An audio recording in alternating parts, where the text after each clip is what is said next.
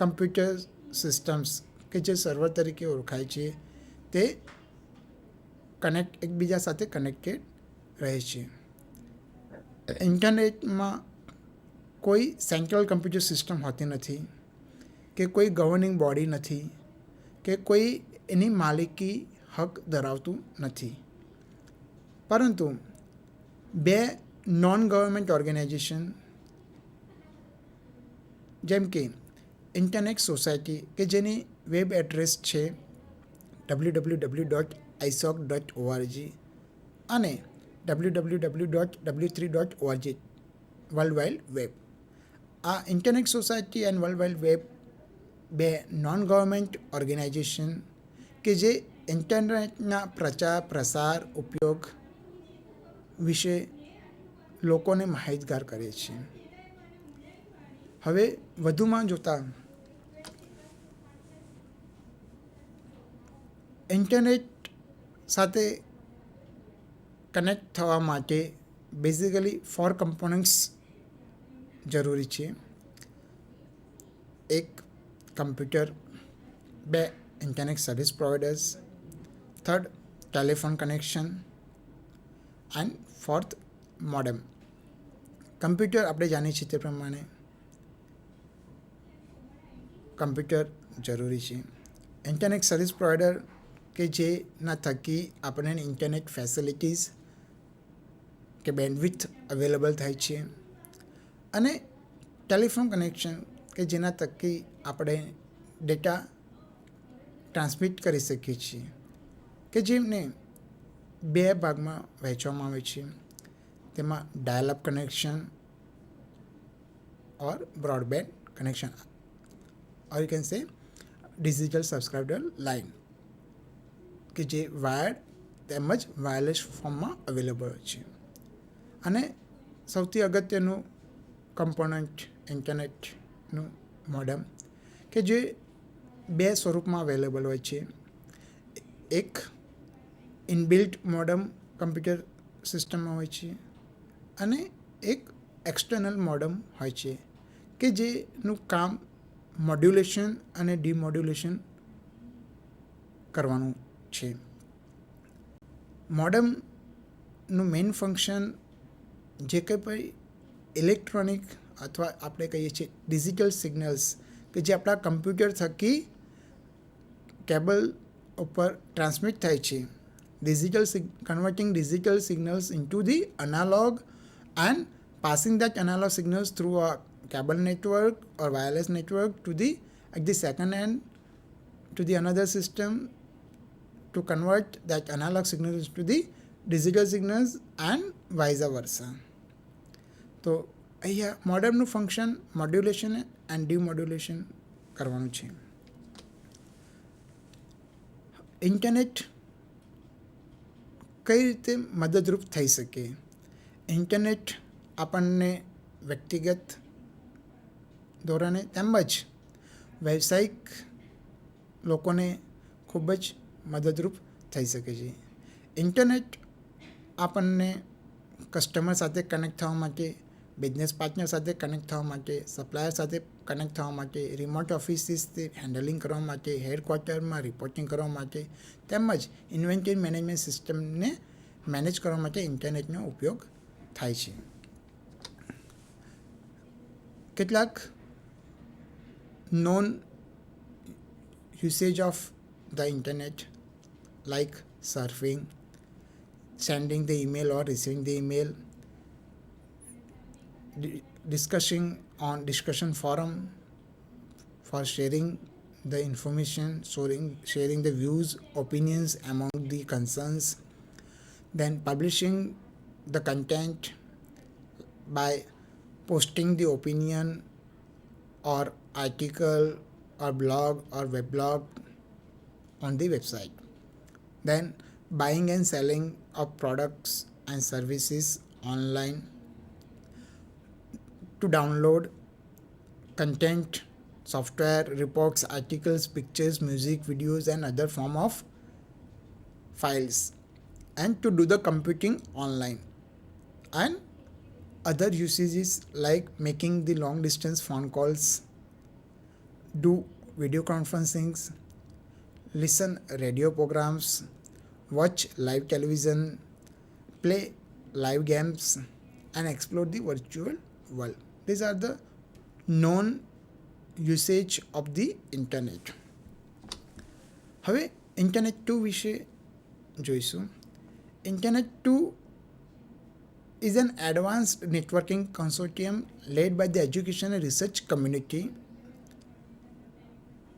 This next generation of the internet works on abelian infrastructure, which has high capacity of sending the huge files, huge storage, or you can say huge capacity files from one computer system to another computer system.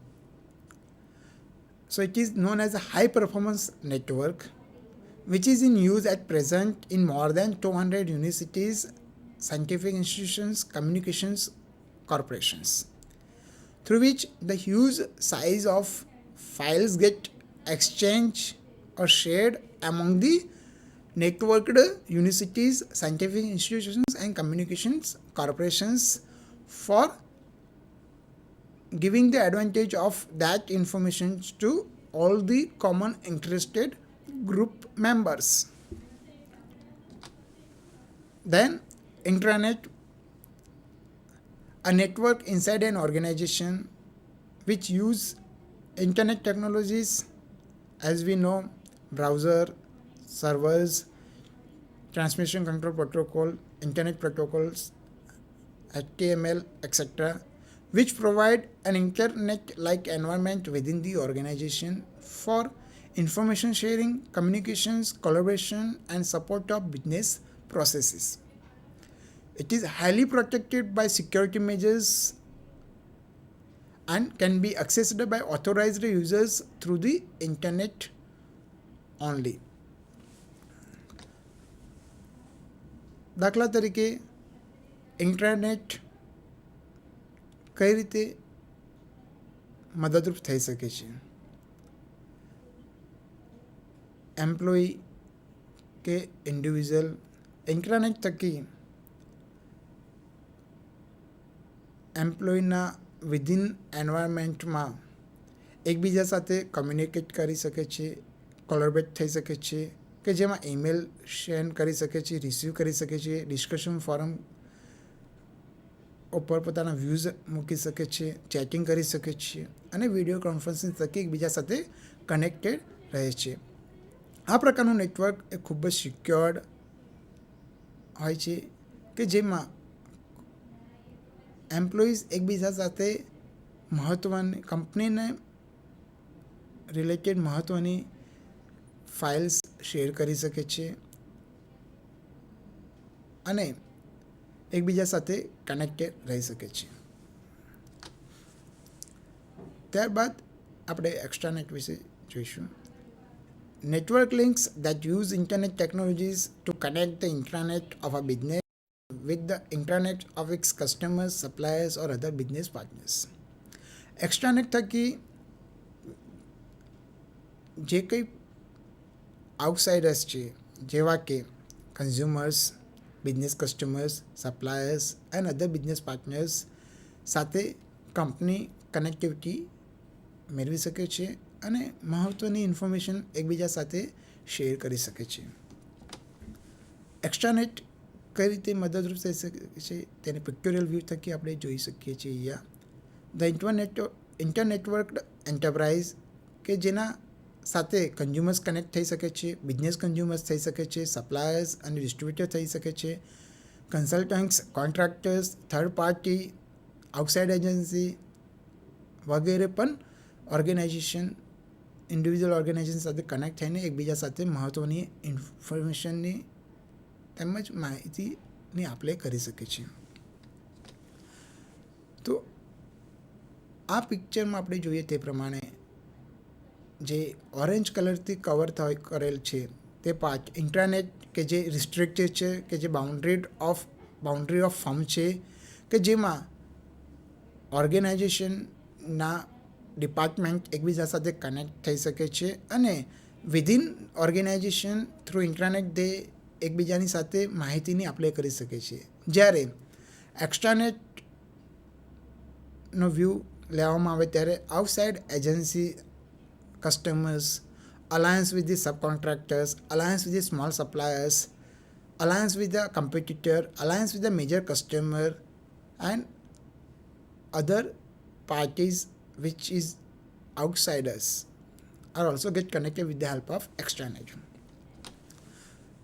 હવે થોડી communication processor વિશે માહિતી લઈશું. Modems આપણે જોયું તે પ્રમાણે એનું મેઇન ફંક્શન છે to do modulation and demodulation. ત્યારબાદ multiplexers, a communication processor that allows a single communication channel to carry simultaneous data transmission from many channels. Internet work processors like switches, routers, hubs. How they do that job? Switches, which switch message towards a right direction. Routers, which determine where to send information from one computer to another. And the functionality of hub is all messages pass through the hub.